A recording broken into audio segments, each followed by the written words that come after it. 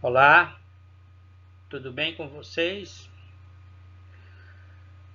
Nessa nossa aula de hoje, nós vamos continuar com o capítulo 4, que traz organizações internacionais.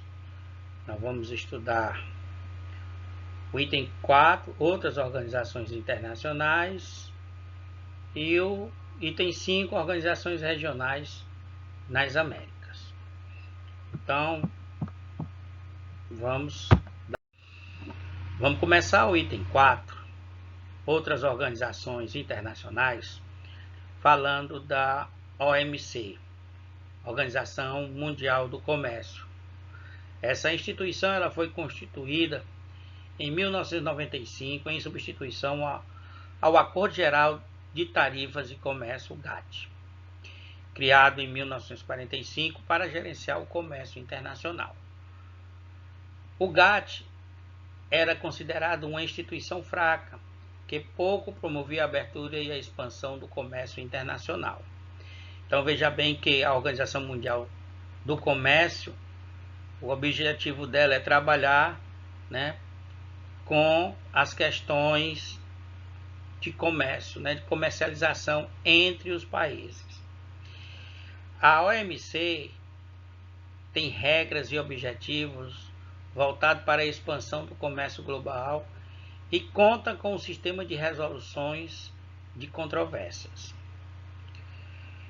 Bem, gente, e aí temos aí um quadro, que eu coloquei o seguinte: o GATT, Acordo Geral de Tarifas e Comércio, em decorrência de várias negociações de comércio internacional, reduzindo as barreiras tarifárias mundiais, aí criou-se a Organização Mundial do Comércio, determinando uma nova fase internacional para a globalização e livre comércio no final do século XX.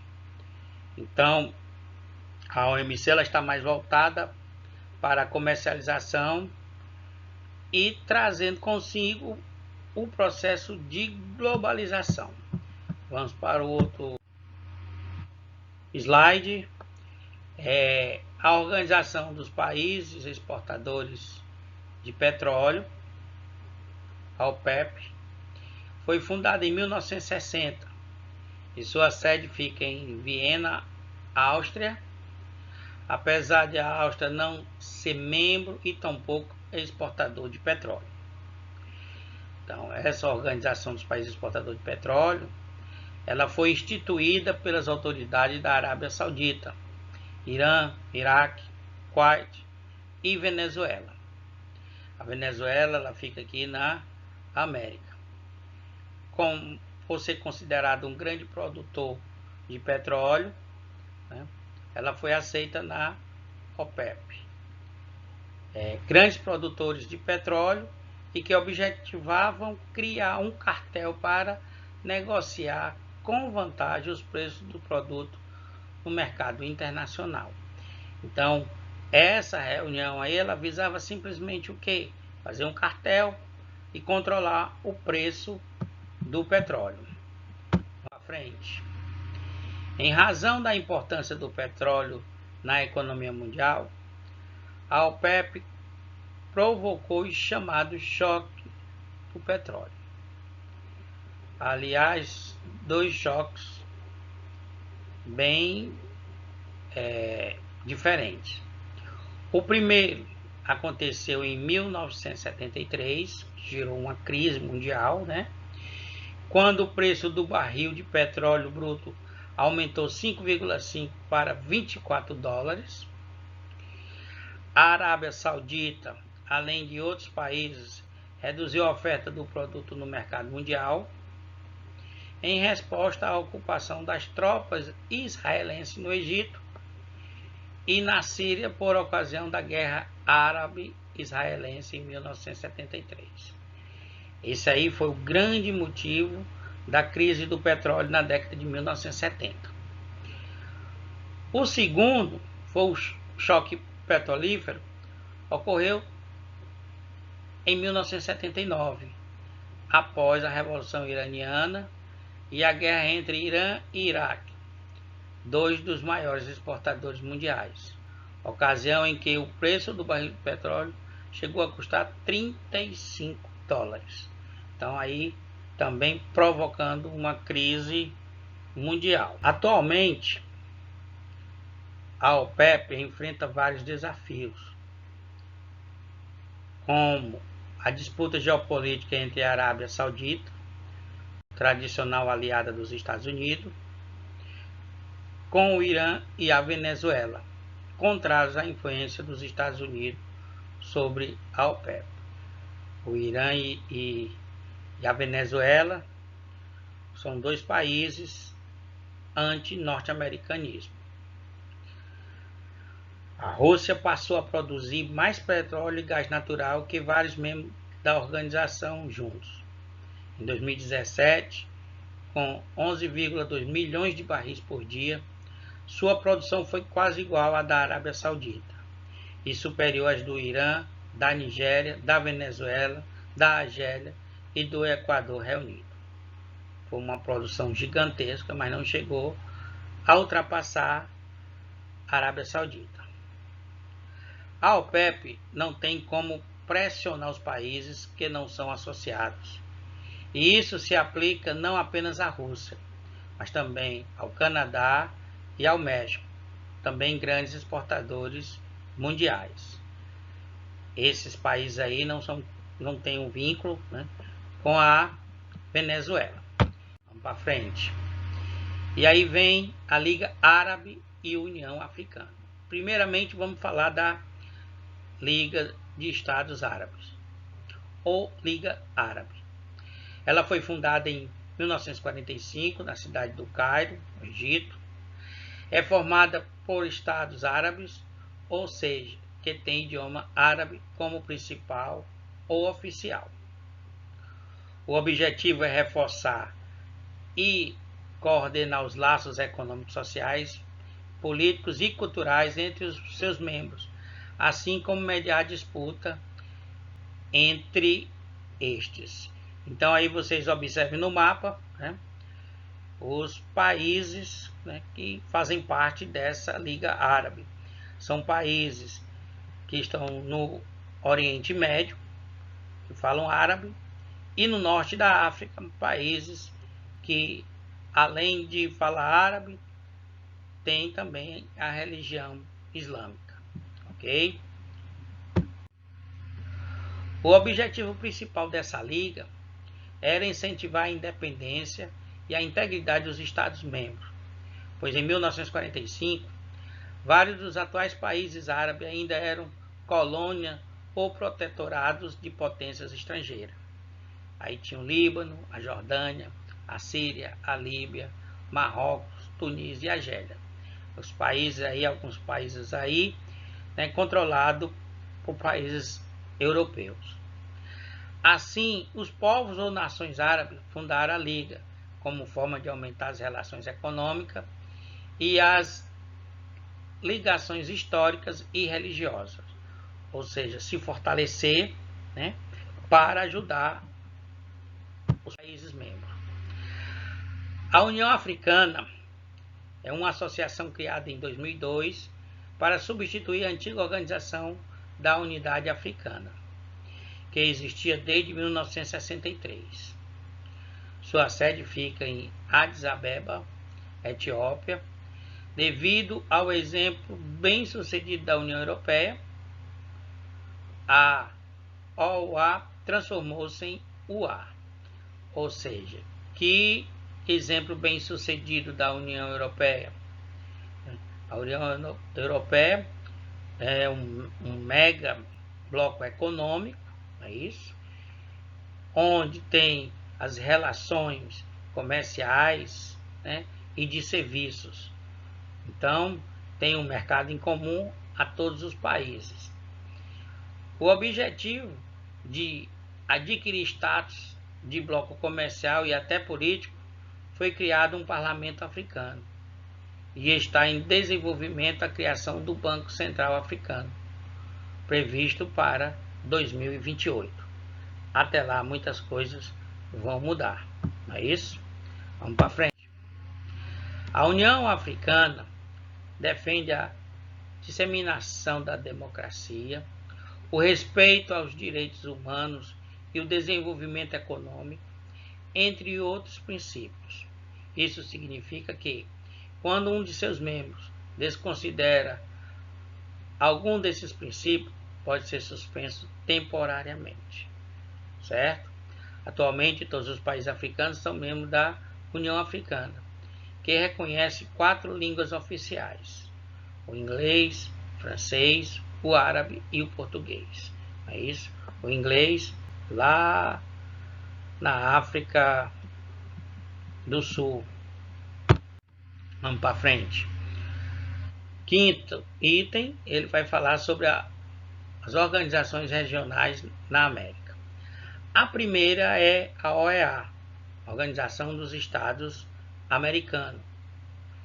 Ela foi criada em 1948, sua sede fica em Washington, nos Estados Unidos. Conta com atualmente 35 países membros, entre eles os Estados Unidos, o Canadá, o México, Brasil, Argentina e Chile. Os países membros da Organização dos Estados Americanos se comprometem a defender os interesses do continente americano, expandir o regime democrático e buscar soluções pacíficas para seu desenvolvimento econômico, social e cultural. A ALAD e a UNASUL. A ALAD é a Associação Latino-Americana de Livre Comércio. Ela foi criada em 1960 em Montevidéu, Uruguai, e deu origem à Associação Latino-Americana de Integração, a ALAD, constituída por 13 países latino-americanos. Em 2018, a Nicarágua se encontrava em processo de adesão, e a Nicarágua passava a ser um membro observador. Seu objetivo é incentivar o comércio entre os países membros, de forma que no futuro se possa ter um mercado comum latino-americano, ao exemplo da União Europeia. A UNASUL também é uma instituição que dá sequência às antigas propostas de integração da América do Sul nas esferas da política e da economia. Em 2008, foi assinado em Brasília o Tratado Constitutivo da UNASUL, que entrou em vigor em 2011. A associação, com sede em Quito, capital do Equador, é composta dos 12 países da América do Sul, mais Panamá e México, que têm status de estados observadores. Também pretende criar um mercado comum com a união política entre os participantes do futuro. Veja bem aí que o objetivo ideal dessas organizações regionais é construir um mercado comum, a exemplo da União Europeia. A UNASUL buscava uma integração que possibilitasse o nascimento de uma identidade sul-americana e o diálogo político entre as nações que compõem o Mercosul e a Comunidade das Nações. O propósito é esse: se a UNASUL crescer, o Mercosul tende a cair. Os países membros da UNASUL propuseram eliminar tarifas alfandegárias para produtos considerados não cessíveis até 2014 e para os demais produtos até 2019. Com tudo isso, não aconteceu e alguns países membros, como Brasil, Argentina, Chile, Colômbia, Peru e Paraguai, abandonaram. Não se sabe se temporário ou permanente. A organização, em 2018, nesse mesmo ano, a Colômbia também optou por retirar-se do bloco.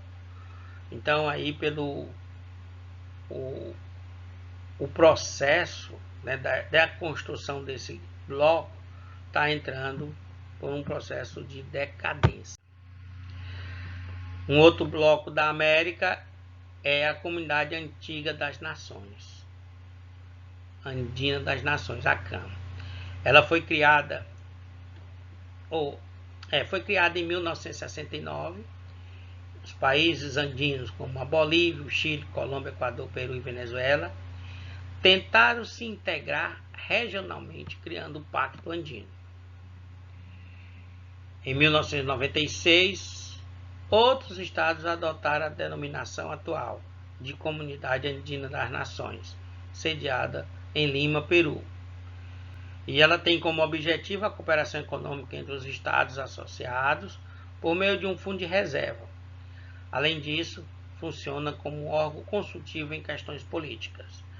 Veja bem que a comunidade andina, né, tem como esse objetivo promover a cooperação econômica, ou seja, se fortalecer economicamente. Passando para a ALBA, ou TCP, Alternativa Bolivariana para as Américas, a ALBA, foi fundada em 2004 pelos dirigentes da Venezuela e de Cuba, dois países que têm uma certa retranca política, né? E vive naquela condição de quase de socialismo, mas um socialismo mais arraigado nas normas dos presidentes. Então, em 2009, com a adesão da Bolívia, seu nome foi alterado para Aliança Bolivariana para os Povos da Nossa América, Tratado de Comércio dos Povos, resultando aí a sigla ALBA-TCP. Atualmente conta com a participação do Equador e mais 5 países da América Central. Ela defende uma integração política e social entre seus membros, além do estreitamento das relações econômicas. O problema aí é a questão das relações econômicas entre eles, né, e até mesmo social, né, que tem em vista aí que alguns países aí têm uma política meia não estruturada, certo? E uma economia também. A Organização de Estados Ibero-Americanos para a Educação, Ciência e Cultura, a OEI, foi fundada em 1949 e é composta dos países da América Latina, da Península Ibérica, Portugal, Espanha e Andorra, além de Guiné Equatorial na África. Essa organização ela tem como objetivo de cooperação nos campos da educação, da cultura e do desenvolvimento científico e tecnológico entre os países ibero-americanos, sobre os princípios da democracia e da integração regional. Essa organização,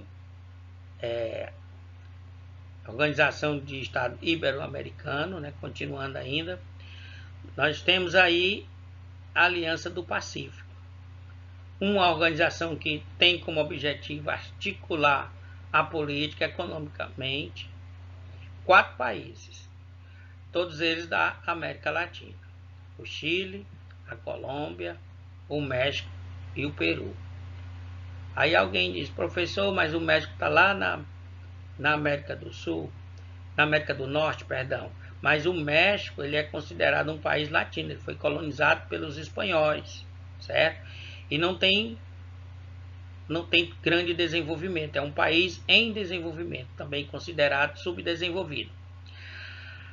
A intenção desse bloco é promover o crescimento econômico dos países membros da organização, além de aumentar a competitividade dessas nações no mercado mundial. E aí, vamos para frente, né? E aí tem o Mercosul e o Tratado Norte-Americano de Livre Comércio, mais conhecido como NAFTA. São organizações fundamentais para a compreensão das relações comerciais e políticas entre alguns países da América do Sul e da América do Norte, respectivamente. Veja bem que o NAFTA ele vai englobar os Estados Unidos, o Canadá e o México. Já o Mercosul são os países da América do Sul. e tem como principal o Brasil, o mediador de todos eles. Vamos para frente. E aí, as organizações não governamentais internacionais. Nós temos aí pela a gravura, né? A Unicef, os Médicos do Mundo, né?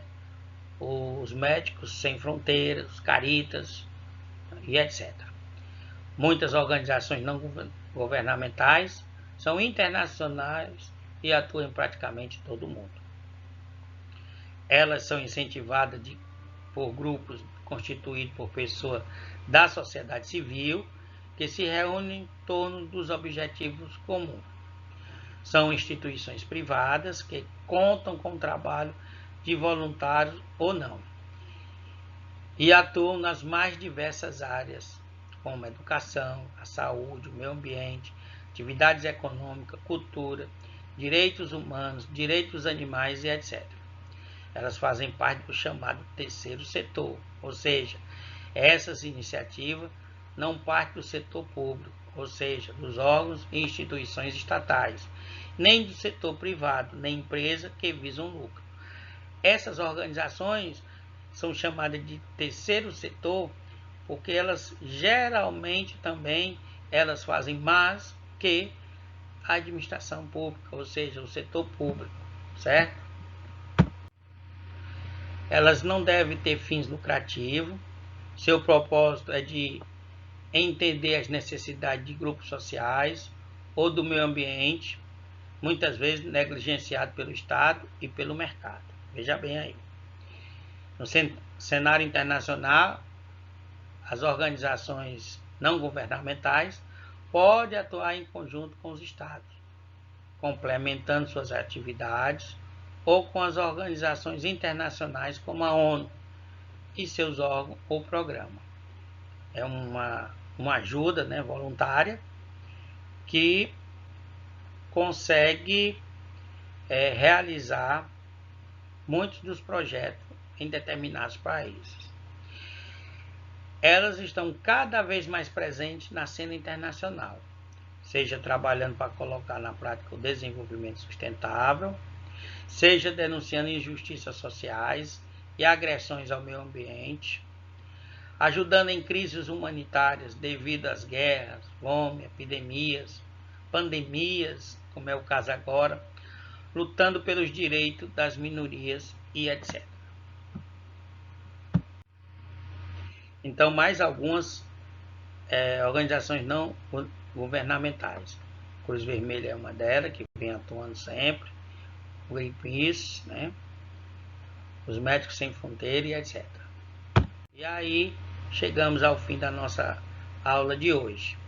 Quero lembrar a vocês, né, mandar um grande abraço aí para o pessoal do 8º A, do 8º B, do 8º C.